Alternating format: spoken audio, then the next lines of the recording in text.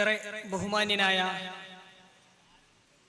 ഈ സംഗമത്തിന്റെ ഈ യോഗത്തിന്റെ ഉദ്ഘാടകൻ SEOവിന്റെ സംസ്ഥാന പ്രസിഡന്റ് അഡ്വക്കേറ്റ് അബ്ദുൽ വാഹിദ്, ഈ യോഗാധ്യക്ഷനും SEO കണ്ണൂർ ജില്ലയുടെ പ്രസിഡന്റുമായിട്ടുള്ള നിദാൽ സിറാജ്, എനിക്ക് മുമ്പ് സംസാരിച്ചിട്ടുള്ള ബാബുരാജേട്ടൻ, അഡ്വക്കേറ്റ് അമീൻ കാം, ജമാഅത്തെ ഇസ്ലാമിയുടെ ഏരിയ അധ്യക്ഷൻ സൈനുദ്ദീൻ സാഹിബ് തുടങ്ങി എന്നെ ശ്രവിച്ചുകൊണ്ടിരിക്കുന്ന SEOവിന്റെ കർമ്മധീരരായിട്ടുള്ള പ്രവർത്തകരെ, മാഹിയിലെ നാട്ടുകാരെ, എനിക്ക് പുറകിലിരിക്കുന്ന ഈ ബാനറിൽ എഴുതി വെച്ചിട്ടുള്ളത് ഹിന്ദുത്വ മാർക്സിസം, അതിനെ പൊതുജനം പ്രതിരോധിക്കുന്നു എന്നുള്ളതാണ്. 1900 തുടക്കത്തിൽ വിത്തുപാകിയിട്ട് 1925 രാഷ്ട്രീയ സ്വയം സേവക സംഘം എന്നുള്ള പേരിൽ ഒരു സംഘടന രൂപീകരിച്ചുകൊണ്ട് സ്വാതന്ത്ര്യ സമര കാലഘട്ടത്തിൽ ബ്രിട്ടീഷ് ഭരണകൂടത്തിന് പാദസേവ ചെയ്തുകൊണ്ട് സ്വാതന്ത്ര്യാനന്തരം വ്യത്യസ്ത മാർഗങ്ങളിലൂടെ രാമായണ മഹാഭാരത സീരിയലുകളുടെ സംപ്രേക്ഷണത്തിന്റെ മറവിലൂടെ ഈ രാജ്യത്ത് അയോധ്യയിൽ രാമക്ഷേത്രം പണിയുന്നതിന് വേണ്ടിയിട്ടുള്ള സാമൂഹിക മണ്ഡലം രൂപപ്പെടുത്തിയെടുത്തുകൊണ്ട് ഈ രാജ്യത്തുടനീളം അങ്ങേയറ്റം അക്രമങ്ങളും വംശീയമായിട്ടുള്ള പ്രസ്താവനകളും അഴിച്ചുവിട്ടിട്ടുള്ള രഥയാത്ര നടത്തിക്കൊണ്ട് 92 ഡിസംബർ 6 ബാബരി മസ്ജിദിന്റെ താഴികക്കുടം തച്ചു തകർത്തതിനു ശേഷം 2002 ഗുജറാത്തിൽ കലാപവും വംശഹത്യയും നടത്തിയിട്ട് 2014 അധികാരത്തിലേറിയതിനു ശേഷം തങ്ങളുടെ രാഷ്ട്രീയ ഗർഭപാത്രത്തിനകത്ത് ഒതുക്കി വെച്ചിരുന്ന മുഴുവൻ സംവിധാനങ്ങളും പൊതുമണ്ഡലത്തിലേക്ക് തുറന്നു വിട്ടുകൊണ്ട് ഈ രാജ്യത്ത് എല്ലാ അർത്ഥത്തിലുള്ള വിധ്വംസക പ്രവർത്തനങ്ങളും നടത്തിക്കൊണ്ടിരിക്കുന്ന സംഘപരിവാർ സൃഷ്ടിച്ചിട്ടുള്ള സാമൂഹിക അന്തരീക്ഷത്തിൽ ഹിന്ദുത്വം എന്ന് പറയുന്ന പദപ്രയോഗം നമ്മൾക്കൊരിക്കലും അപരിചിതമായ ഒരു പദപ്രയോഗമല്ല. മാർക്സിസം എന്ന് പറയുന്ന പ്രയോഗവും ഇവിടുത്തെ തെരുവുകൾക്ക് ഒരിക്കലും അപരിചിതമായ ഒരു പ്രയോഗമല്ല. എന്നാൽ ഹിന്ദുത്വ മാർക്സിസം എന്ന് പറയുന്ന പ്രയോഗം, ഈ രണ്ട് ആശയധാരകളും ഇക്കഴിഞ്ഞ കാലങ്ങളിൽ അത്രയും പ്രഥമ ദൃഷ്ട്യാ അകൽച്ചയിലായിരുന്ന രണ്ട് ആശയധാരകളാണ്. എന്നാൽ നമ്മൾ മനസ്സിലാക്കേണ്ടുന്നത് സന്ദേശം സിനിമയിൽ പറഞ്ഞിട്ടുള്ളതുപോലെ ഇത് പ്രഥമ ദൃഷ്ട്യാ ആയിരുന്നുവെങ്കിലും ഇവർ തമ്മിലുള്ള അന്തർധാര സജീവമായിരുന്നു എന്ന് വേണം കരുതാൻ. എന്നാൽ നമ്മൾ സമകാലിക രാഷ്ട്രീയ സംഭവ വികാസങ്ങൾ എടുത്തു പരിശോധിച്ചു നോക്കുമ്പോൾ ഇവിടുത്തെ വിജയരാഘവനും പിണറായി വിജയനും ഇടതുപക്ഷത്തിന്റെ മുഴുവൻ നേതാക്കളും ദിനംപ്രതി എഴുതിവിടുന്ന പ്രസ്താവനകൾ വായിക്കുന്ന സമയത്ത് ഇത് കേവലമായ ഒരു അന്തർധാരയല്ല എന്നും ഇത് പൊതുമധ്യത്തിലുള്ള ഒരു ധാരണയാണ് എന്നുമുള്ള ഒരു തിരിച്ചറിവിലേക്ക് നമ്മൾക്ക് എത്തണം. ആ ഒരു തിരിച്ചറിവിൽ നിന്നാണ് ഹിന്ദുത്വ മാർക്സിസം എന്ന് പറയുന്ന ഒരു പദം തന്നെ രൂപപ്പെടുത്തപ്പെടുന്നത്. നമ്മൾ ആലോചിക്കേണ്ടുന്നത് എങ്ങനെയാണ് ഇവർ തമ്മിലുള്ള അന്തർധാരകൾ സജീവമായി കൊണ്ടിരിക്കുന്നത് എന്നുള്ളതാണ്. ഏതു വിധത്തിലാണ് ഇത് രൂപപ്പെട്ടുകൊണ്ടിരിക്കുന്നത്? മലയാള ഭാഷയെ സംബന്ധിച്ചിടത്തോളം മറ്റൊരു സവിശേഷമായ പ്രതിഭാസത്തെ അഭിമുഖീകരിച്ചു കൊണ്ടിരിക്കുന്ന ഒരു ഘട്ടമാണ്. ഒറ്റപ്പെട്ട സംഭവങ്ങൾ ആവർത്തിച്ചു കഴിഞ്ഞാലും അത് വീണ്ടും ഒറ്റപ്പെട്ട സംഭവമായിട്ട് തന്നെ നിലകൊള്ളുന്ന ഒരു സവിശേഷമായ രാഷ്ട്രീയ അന്തരീക്ഷത്തിലാണ് നമ്മൾ നിലകൊണ്ടിരിക്കുന്നത്. വർഷങ്ങൾക്ക് മുമ്പ് VS അച്യുതാനന്ദൻ മലപ്പുറത്തെ കുട്ടികൾ കോപ്പിയടിച്ചിട്ടാണ് പരീക്ഷ ജയിക്കുന്നത് എന്നും കേരളത്തിൽ വിവിധ സംഘടനകൾ ലവ് ജിഹാദ് നടത്തിക്കൊണ്ട് കേരളത്തെ ഒരു മുസ്ലിം സ്റ്റേറ്റ് ആക്കി മാറ്റുന്നതിനുള്ള പരിശ്രമങ്ങൾ നടത്തുന്നുണ്ട് എന്നും VS അച്യുതാനന്ദൻ വർഷങ്ങൾക്ക് മുമ്പ് പ്രസ്താവിച്ച സമയത്ത് അതൊരൊറ്റപ്പെട്ട സംഭവമായിരുന്നു. ഗെയിൽ പൈപ്പ് ലൈൻ സമരം നടക്കുന്ന സമയത്ത് മലപ്പുറത്തിന്റെ ഉള്ളടക്കം വർഗീയമാണ് എന്ന് വിജയരാഘവൻ പറഞ്ഞ സമയത്ത് അതും ഒരൊറ്റപ്പെട്ട സംഭവമായിരുന്നു. പിന്നീട് നിയമസഭാ തെരഞ്ഞെടുപ്പിന്റെ കാലഘട്ടത്തിൽ അമീർ ഹസൻ കുഞ്ഞാലിക്കുട്ടി സഖ്യം, ഇവിടുത്തെ UDF സഖ്യത്തിന് അമീർ ഹസൻ കുഞ്ഞാലിക്കുട്ടി എന്നുള്ള പേരിൽ വ്യത്യസ്ത രാഷ്ട്രീയ കക്ഷികളിലെ മുസ്ലിം നാമധാരികളായിട്ടുള്ള ആളുകളുടെ പേരു മാത്രം എടുത്തു പറഞ്ഞുകൊണ്ട് ഇത് അമീർ ഹസൻ കുഞ്ഞാലിക്കുട്ടി സഖ്യം നയിക്കുന്ന തെരഞ്ഞെടുപ്പാണ് എന്ന് പറഞ്ഞപ്പോഴും ഇവിടുത്തെ സാംസ്കാരിക പൊതുബോധത്തിന്, ഇവിടുത്തെ ഹിന്ദുത്വ പൊതുബോധത്തിന് ഇതൊരു ഒറ്റപ്പെട്ട സംഭവമായിരുന്നു. ഏറ്റവും ഒടുക്കം വ്യത്യസ്ത ക്യാമ്പയിനുകളിലൂടെ കടന്നുപോയിട്ട് മുസ്ലിങ്ങളുടെ ദൈനംദിന ജീവിതത്തെ പോലും നിരന്തരമായി ആക്രമിച്ചുകൊണ്ട് മുസ്ലിങ്ങൾക്ക് പോലും പ്രഥമ ദൃഷ്ട്യാ യാതൊരു ബന്ധവുമില്ലാത്ത നക്സവൻ എന്ന് പറയുന്ന കേവല വ്യായാമ പരിപാടിയിൽ പോലും വർഗീയാരോപണവും തീവ്രവാദ ചാപ്പയും മുദ്രകുത്തുമ്പോൾ പോലും ഇവിടുത്തെ സാംസ്കാരിക പൊതുബോധത്തിന് ഇത് ഒറ്റപ്പെട്ട സംഭവമാണ്. അഥവാ ഒറ്റപ്പെട്ട സംഭവങ്ങൾ തുടർക്കഥയായാൽ പോലും ഇവിടുത്തെ സാംസ്കാരിക പൊതുമണ്ഡലം വീണ്ടും അതിനെ ഒറ്റപ്പെട്ടത് എന്ന് വിലയിരുത്തുന്ന അങ്ങേയറ്റം പതിതമായിട്ടുള്ള ഒരു സാമൂഹിക അന്തരീക്ഷത്തിൽ കൂടിയാണ് നമ്മൾ കടന്നു പോകുന്നത്. എന്നാൽ ഞാൻ മനസ്സിലാക്കുന്നത്, നമ്മൾ മനസ്സിലാക്കേണ്ടുന്നത് ഇതൊരിക്കലും ഒരൊറ്റപ്പെട്ട സംഭവമല്ല. ഇത് കേവലമായിട്ട് കഴിഞ്ഞ ലോക്സഭാ തെരഞ്ഞെടുപ്പിൽ ഇടതുപക്ഷം സമ്പൂർണ്ണ പരാജയം നേരിട്ടതിന് ശേഷമുണ്ടായിട്ടുള്ള കേവലമായ ഒരു രാഷ്ട്രീയ പ്രതിഭാസവുമല്ല ഇത്. നേരത്തെ ഉദ്ഘാടന പ്രഭാഷണത്തിൽ അഡ്വക്കേറ്റ് വാഹിദ് ഖാ ഇതിവിടെ സൂചിപ്പിക്കുകയുണ്ടായി. കാൻഷീറാമ പറഞ്ഞതുപോലെ ഇവിടുത്തെ ഇടതുപക്ഷ പ്രസ്ഥാനം എന്ന് പറയുന്നത്, മാർക്സിസ്റ്റ് പ്രസ്ഥാനങ്ങൾ എന്ന് പറയുന്നത് പച്ചപ്പുല്ലിൽ പതിയിരിക്കുന്ന പച്ചപ്പാമ്പുകളാണ്. അത്തരം പാമ്പുകളെ നമ്മൾ തിരിച്ചറിയേണ്ടതുണ്ട്. നമ്മളത് തിരിച്ചറിയുന്നതിന് ഒരുപാടൊന്നും പിറകോട്ട് പോവേണ്ടതില്ല. 70കളിൽ പശ്ചിമ ബംഗാളിൽ ഇടതുപക്ഷത്തിന് സംഭവിച്ചിട്ടുള്ള ഉയർച്ചയുടെയും താഴ്ചയുടെയും ചരിത്രം മാത്രം പരിശോധിച്ചാൽ ഇത് നമുക്ക് കൃത്യമായി വ്യക്തമാവുന്നതാണ്. 1977 പശ്ചിമ ബംഗാളിൽ ഇടതുപക്ഷം CPIM ആദ്യമായിട്ട് അധികാരത്തിലെത്തുന്നത്. CPIM അധികാരത്തിലെത്തിയിട്ട് ജ്യോതി ബസുവിനെ മുഖ്യമന്ത്രിയുമായിട്ട് ഉയർത്തിക്കാണിക്കുകയുണ്ടായി. ജ്യോതി ബസുവിന്റെ നേതൃത്വത്തിൽ ബംഗാളിൽ സ്ഥാപിതമായിട്ടുള്ള ആ ഗവൺമെന്റ് അന്നു മുതൽക്ക് തന്നെ ഹിന്ദുത്വ രാഷ്ട്രീയത്തിന്റെ പ്രകടമായ 2 ശീലങ്ങൾ പ്രകടിപ്പിച്ചു തുടങ്ങിയിട്ടുണ്ടായിരുന്നു. ഹിന്ദുത്വ രാഷ്ട്രീയത്തിന് പ്രകടമായിട്ട് 2 ചിഹ്നങ്ങളാണുള്ളത്. ഒന്നാമത്തേത്, ഹിന്ദുത്വ രാഷ്ട്രീയം ജാതിയിൽ അധിഷ്ഠിതമായ ഒരു രാഷ്ട്രീയത്തെയാണ് മുന്നോട്ട് വെക്കുന്നത്. ജാതി വ്യവസ്ഥയിൽ അധിഷ്ഠിതമായിട്ടുള്ള ഒരു സാമൂഹിക ക്രമത്തെയാണ് ഹിന്ദുത്വ രാഷ്ട്രീയം മുന്നോട്ട് വെക്കുന്നത്. രണ്ടാമതായിട്ട്, മുസ്ലിം അപരനെ സൃഷ്ടിച്ചുകൊണ്ട് മുസ്ലിം വിദ്വേഷം നിരന്തരം പറഞ്ഞു വെക്കുന്ന ഒരു രാഷ്ട്രീയത്തെയാണ് ഇവിടുത്തെ ഹിന്ദുത്വ രാഷ്ട്രീയം പറഞ്ഞു വെക്കുന്നത്. 77 സ്ഥാപിതമായിട്ടുള്ള ജ്യോതി ബസു സർക്കാർ മുതൽക്ക് 2011 വരെ നീണ്ട 34 വർഷക്കാലത്തോളം ബംഗാൾ ഭരിച്ച CPIM-ന്റെ ചരിത്രം മാത്രം മതി നമ്മൾക്ക് ഇതിന്റെ അനന്തരഫലങ്ങൾ പഠിക്കുവാൻ. 77 ജ്യോതി ബസുവിന്റെ സർക്കാർ നിലവിൽ വരികയാണ്. സർക്കാർ നിലവിൽ വന്ന സമയത്ത് ബംഗാളിൽ 33% വരുന്ന SC വിഭാഗത്തിൽ, ഷെഡ്യൂൾഡ് കാസ്റ്റ് വിഭാഗത്തിൽപ്പെട്ട ഒരൊറ്റ മന്ത്രിയെ പോലും സമ്മാനിക്കുവാൻ 77 ഇലക്ട് ചെയ്യപ്പെട്ടിട്ടുള്ള ബംഗാളിലെ ഇടതുപക്ഷ ഗവൺമെന്റിന് സാധിക്കുന്നില്ല. 77 ഗവൺമെന്റിന് സാധിക്കാത്തതിൽ പ്രതിഷേധിച്ചുകൊണ്ട് ബംഗാളിലെ വ്യത്യസ്ത നാമശൂദ്ര വിഭാഗങ്ങൾ, വ്യത്യസ്ത കീഴാള ജാതിയിൽപ്പെട്ട സംഘടനകൾ അതിനെതിരെ പ്രതിഷേധിച്ചപ്പോൾ തൊട്ടടുത്ത വർഷം 78 ജ്യോതി ബസുവിന്റെ അരികിലേക്ക് പാർട്ടി സെക്രട്ടറി ജ്യോതി ബസുവിനെ വിളിപ്പിക്കുന്നുണ്ട്. എന്നിട്ട് പറയുകയാണ്, ഇവിടുത്തെ നാമശൂദ്ര വിഭാഗക്കാർ അവർ പ്രതിഷേധം സൃഷ്ടിക്കുന്നു. അവരുടെ വിഭാഗത്തിൽ നിന്ന് ഒരാളെ പോലും മന്ത്രിയാക്കാത്തതിൽ അവർ പ്രതിഷേധം സൃഷ്ടിക്കുന്നു. അതിന്റെ ഫലമായിട്ട് കാന്തി ബിശ്വാസ് എന്ന് പറയുന്ന ദളിത് വിഭാഗത്തിൽപ്പെട്ട ഒരു ഇടത് നേതാവിനെ അവർ മന്ത്രിയാക്കുകയാണ്. എന്നാൽ ജ്യോതി ബസുവിന്റെ മന്ത്രിസഭയിൽ കാന്തി ബിശ്വാസിനെ മന്ത്രിയാക്കിയിട്ടും ആഴ്ചകളോളം കാന്തി ബിശ്വാസിന് ഒരു വകുപ്പ് പോലും കൈമാറാതിരിക്കുകയും ഏറ്റവും ഒടുക്കം ഈ മന്ത്രിസഭയിൽ നിന്ന് ഞാൻ രാജിവെച്ചു പുറത്തു പോകുമെന്ന് കാന്തി ബിശ്വാസ് പറഞ്ഞ ഘട്ടത്തിൽ മാത്രമാണ് ഇടതുപക്ഷം അദ്ദേഹത്തിന് മന്ത്രിസ്ഥാനം കൊടുക്കുന്നത്, പദവി അദ്ദേഹത്തിന് വകുപ്പ് കൈമാറുന്നത്. 78 എന്താണ് സംഭവിക്കുന്നത്?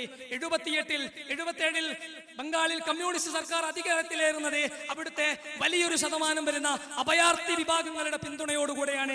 അഭയാർത്ഥികൾക്ക് ബംഗാളിന്റെ മുഖ്യധാരാ മേഖലകളിൽ ഞങ്ങൾ വാസസ്ഥലം നൽകാമെന്നുള്ള ഉറപ്പിന്റെ പുറത്താണ് ധാരാളക്കണക്കിനായിട്ടുള്ള അഭയാർത്ഥികൾ ബംഗാളിലെ ഇടത് ഗവൺമെന്റിൽ പ്രതീക്ഷ അർപ്പിച്ചത്. ആ പ്രതീക്ഷയുടെ ഫലമായിട്ട് ബംഗാളിന്റെ മുഖ്യ തെരുവീതികളിലേക്ക് അവർ കടന്നു വരുന്നു. ആ സമയത്ത് ഇടതുപക്ഷം വാക്കുമാറി. ഇടതുപക്ഷം അവരോട് പറഞ്ഞു, നിങ്ങൾ സുന്ദർബൻ വനങ്ങളിലേക്ക് പോവുക. സുന്ദർബൻ വനത്തിൽ ഒരുപാട് അധിവാസമില്ലാത്ത, ജനാധിവാസമില്ലാത്ത ഒരുപാട് ദ്വീപുകളുണ്ട്. നിങ്ങൾ അത്തരം ദ്വീപുകൾ തെരഞ്ഞെടുക്കുക.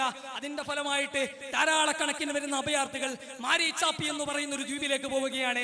മാരിച്ചാപ്പി എന്ന് പറയുന്ന ആ ദ്വീപിലേക്ക് പോയതിന് തൊട്ടു പിന്നാലെ ഇടതു ഗവൺമെന്റിന്റെ പോലീസ് മാരിച്ചാപ്പി ദ്വീപ് മൊത്തത്തിൽ വളയുകയും ഏകദേശം 2000-ഓളം വരുന്ന ദളിത് സമുദായ അംഗങ്ങളെ വെടിവെച്ച് വീഴ്ത്തിക്കൊണ്ട് വ്യത്യസ്തങ്ങളായിട്ട് കോളറ ബാധിച്ച ജനസമൂഹങ്ങളെ ചികിത്സ തേടാൻ അനുവദിക്കാതെ രക്ഷതേടാൻ ശ്രമിച്ചവരെ വെടിവെച്ച് വീഴ്ത്തിക്കൊണ്ട് ബംഗാളിലെ മാരിച്ചാപ്പിയിൽ ചരിത്രം മറന്നുപോയിട്ടുള്ള, പശ്ചിമ ബംഗാളിലെ പാഠപുസ്തകങ്ങൾ പോലും മറന്നുപോയിട്ടുള്ള, ആസൂത്രിതമായിട്ട് മായ്ച്ചു കളഞ്ഞിട്ടുള്ള ദളിത് കൂട്ടകൾ നടത്തിയ സംഘടനയുടെ പേരാണ് CPIM എന്ന് പറയുന്നത്. 1900 സാമൂഹ്യ ശാസ്ത്ര ചരിത്രകാരന്മാർ പറയുന്നത്, നരവംശ ചരിത്രകാരന്മാർ പറയുന്നത് 1970-കൾക്ക് ശേഷമാണ് സുന്ദർബൻ കാടുകളിലുള്ള കടുവകൾ നരഭോജികളായി തീർന്നത്. കാരണം എന്തെന്നറിയാമോ?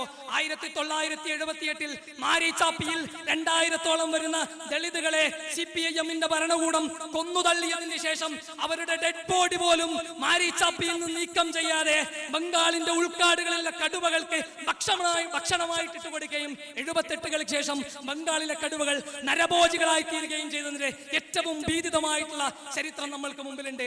ഒന്നാമത്തെ ജ്യോതി ബസുവിന്റെ സർക്കാർ 1983 അവസാനിക്കുകയുണ്ടായി.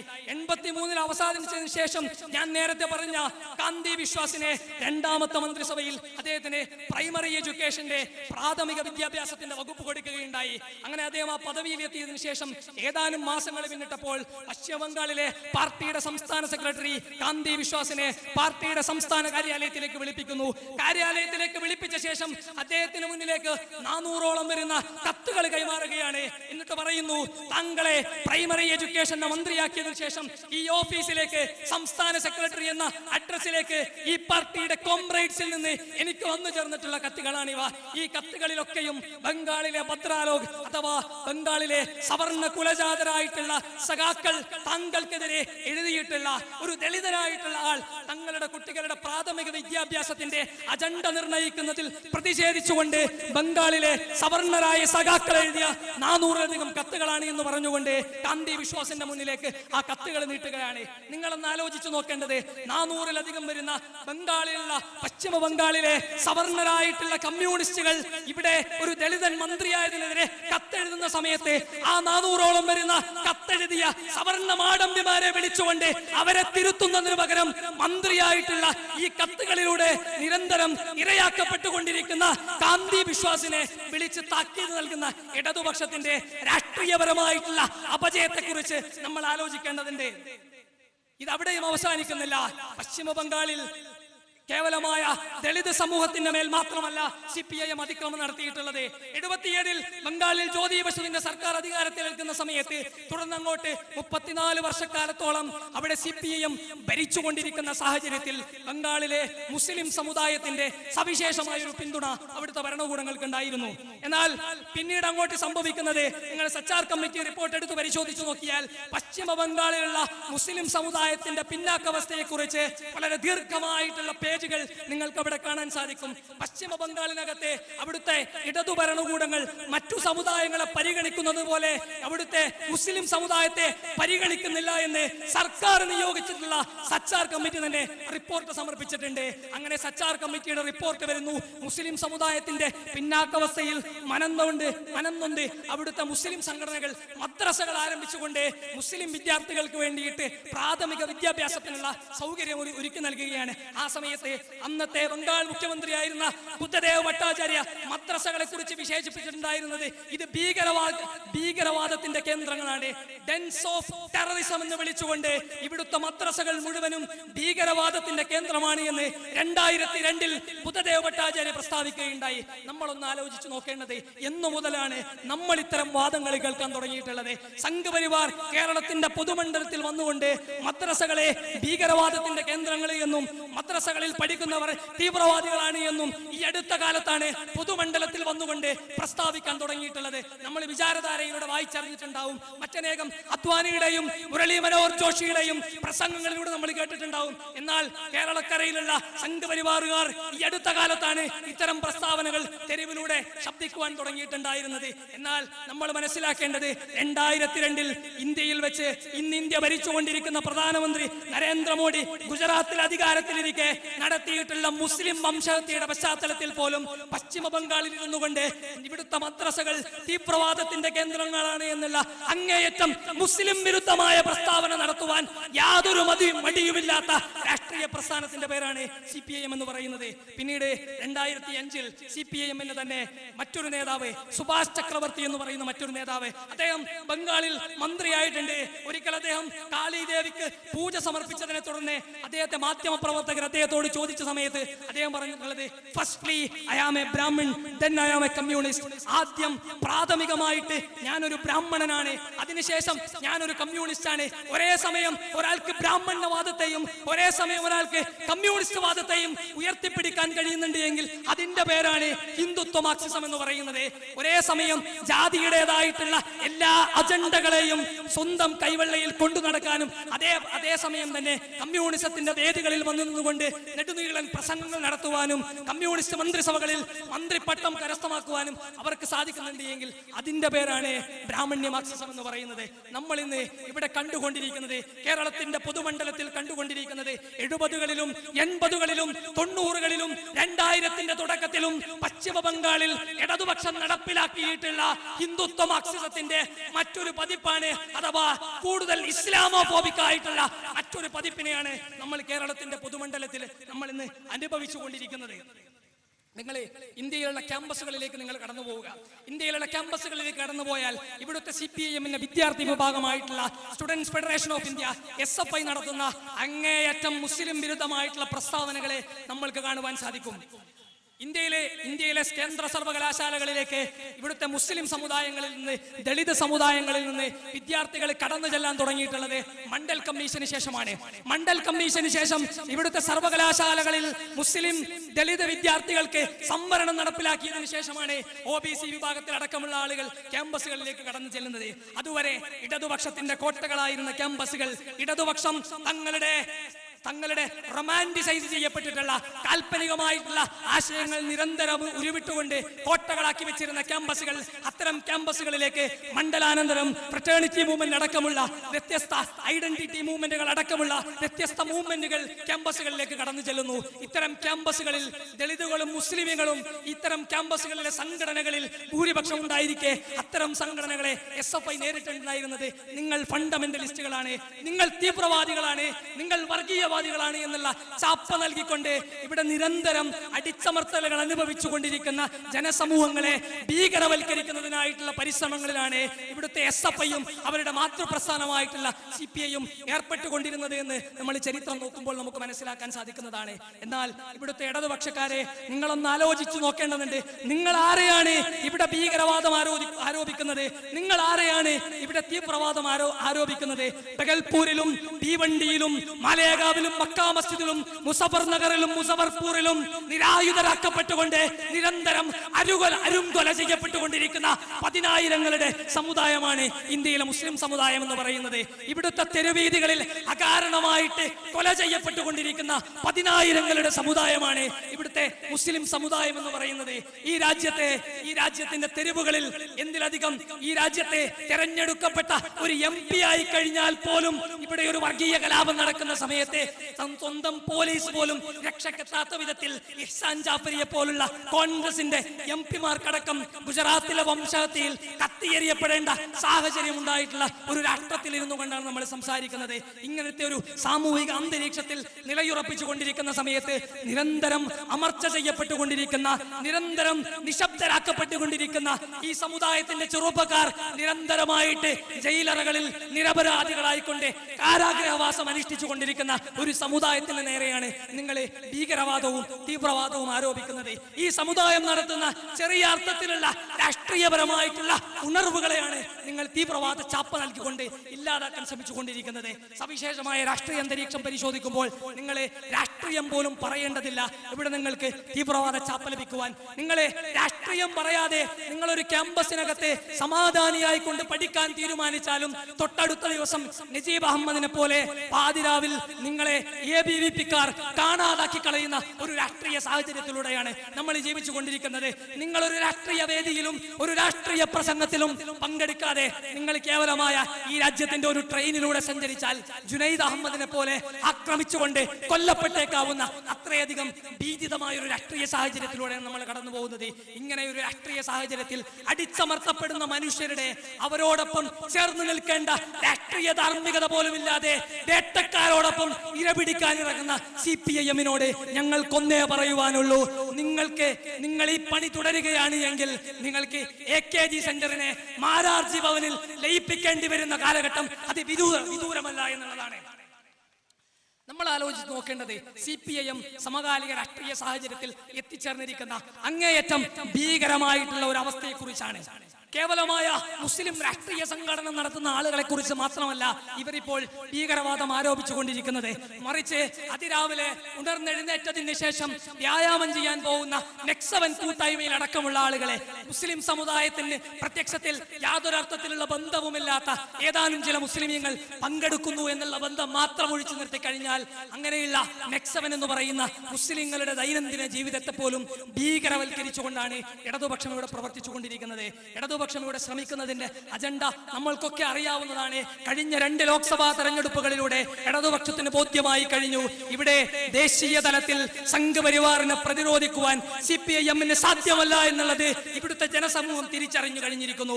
അതുകൊണ്ട് തന്നെ ഇവിടുത്തെ ന്യൂനപക്ഷ സമുദായത്തിന്റെ വോട്ടുകൾ ഇനി ഞങ്ങൾക്ക് ആവശ്യമില്ല. മറിച്ച് ഞങ്ങൾ ഇവിടുത്തെ ഭൂരിപക്ഷ സമുദായത്തിന്റെ വോട്ട് കൺസോളിഡേറ്റ് ചെയ്തുകൊണ്ട് ഞങ്ങൾക്കിവിടെ രാഷ്ട്രീയപരമായിട്ടുള്ള സർവൈവൽ നടത്താമെന്നുള്ളതാണ് ഇടതുപക്ഷം കരുതിയിരിക്കുന്നത്. നിങ്ങളുടെ കേവലമായ ബുദ്ധിയിൽ അത് മാത്രമേ തെളിഞ്ഞു വരുന്നുണ്ടാവുകയുള്ളൂ. എന്നാൽ ഇവിടുത്തെ പ്രിയപ്പെട്ട ഇടതുപക്ഷക്കാരെ ഞങ്ങളൊന്ന് ഓർമ്മിപ്പിക്കുവാൻ ആഗ്രഹിക്കുകയാണ്. നിങ്ങളെ കേവലമായ ഇലക്ട്രൽ വിജയം മാത്രം ലക്ഷ്യം വെച്ചുകൊണ്ട് നിങ്ങളിവിടെ ഈ ഒരു ഭീകരമായിട്ടുള്ള ഈ ഒരു പ്രവർത്തനം ഇവിടെ നടത്തിക്കൊണ്ടിരിക്കുന്ന സാഹചര്യത്തിൽ നിങ്ങൾ ആലോചിക്കേണ്ടത്, നിങ്ങൾ ഇപ്പോൾ എടുത്തുകൊണ്ടിരിക്കുന്ന ഈ പണിയുടെ ആത്യന്തികമായിട്ടുള്ള പ്രായോജകർ എന്ന് പറയുന്നത് അത് RSS അല്ലാതെ മറ്റാരുമല്ല. പശ്ചിമ ബംഗാളിൽ എவ்விதമാണോ CPIM-ന്റെ ഓഫീസുകൾ BJP-യുടെ കാര്യാലയങ്ങളായിട്ട് മാറിയിട്ടുള്ളത്, അതേ വിധത്തിൽ ഇവിടുത്തെ EMS മന്ദിരങ്ങളും ഇവിടുത്തെ AKG സെന്ററുകളും ഇവിടുത്തെ മുഴുവൻ ഇടതുപക്ഷ മന്ദിരങ്ങളും BJP-യിലേക്ക് കടന്നു പോകുന്ന ഒരു കാലഘട്ടം അത് വിദൂരമല്ല എന്നുള്ളത് നിങ്ങൾ ഇപ്പോഴെങ്കിലും തിരിച്ചറിയണം. ഇതുവരെ നാഗ്പൂരിൽ നിന്ന് പുറപ്പെടുവിച്ചുകൊണ്ട് മാരാർജി ഭവനിൽ നിന്ന് വിവർത്തനം ചെയ്തുകൊണ്ട് AKG സെന്ററിൽ നിന്ന് നിങ്ങളെ തൊണ്ട തൊടാതെ വിഴുങ്ങിയിരുന്ന ക്യാപ്സ്യൂളുകൾ ഇനി മാറാൻ പോകുന്നത് AKG സെന്ററിൽ നിന്ന് നിങ്ങൾ ഉൽപ്പാദിപ്പിക്കുകയും മാരാർജി ഭവനിൽ നിന്ന് ഇവിടുത്തെ RSS ട്രാൻസ്ലേറ്റ് ചെയ്യുകയും നാഗ്പൂരിൽ നിന്ന് മോഹൻ ഭഗവത് ഉദ്ധരിക്കുകയും ചെയ്യുന്ന ഒരു കാലഘട്ടം വിദൂരമല്ല. ആ ഒരു കാലഘട്ടത്തിലേക്കാണ് നിങ്ങളുടെ പോക്ക്. അതുകൊണ്ട് ഇവിടുത്തെ പൊതുമണ്ഡലത്തെ അപകടപ്പെടുത്തിക്കൊണ്ട് നിങ്ങൾക്ക് അതിജീവനം സാധ്യമാവുമെന്ന് നിങ്ങൾ കരുതുന്നുണ്ട് എങ്കിൽ നിങ്ങൾക്ക് തെറ്റുപറ്റി. കാരണം ഇവിടുത്തെ പൊതുജനം നിങ്ങൾ വിചാരിക്കുന്നത് പോലെ നിങ്ങളുടെ അജണ്ടയിൽ വീഴുന്ന ഒരു കൂട്ടരല്ല. അത് കഴിഞ്ഞ 7 പതിറ്റാണ്ടുകളായിട്ട് നമ്മൾ തെളിയിച്ചിട്ടുള്ളതാണ്. ഇനിയും അത് തെളിയിക്കുമെന്ന് ഇവിടുത്തെ ഇടതുപക്ഷത്തെ ഹൃദയപൂർവ്വം ഓർമ്മപ്പെടുത്തിക്കൊണ്ട് ഞാൻ എന്റെ വാക്കുകൾ അവസാനിപ്പിക്കുന്നു. ഹിന്ദുത്വ മാർക്സിസത്തിനെതിരെ ജനകീയ പ്രതിരോധം തീർത്തുകൊണ്ട് മാഹിയിലെ ഈ നഗരത്തിൽ സവിശേഷമായ ഈ ഒരു പൊതുയോഗം സംഘടിപ്പിച്ച SIO കണ്ണൂർ ജില്ലാ കമ്മിറ്റിക്ക് ഫ്രറ്റേണിറ്റി മൂവ്മെന്റിന്റെ എല്ലാ വിപ്ലവ അഭിവാദ്യങ്ങളും നേർന്നുകൊണ്ട് അവസാനിപ്പിക്കുന്നു.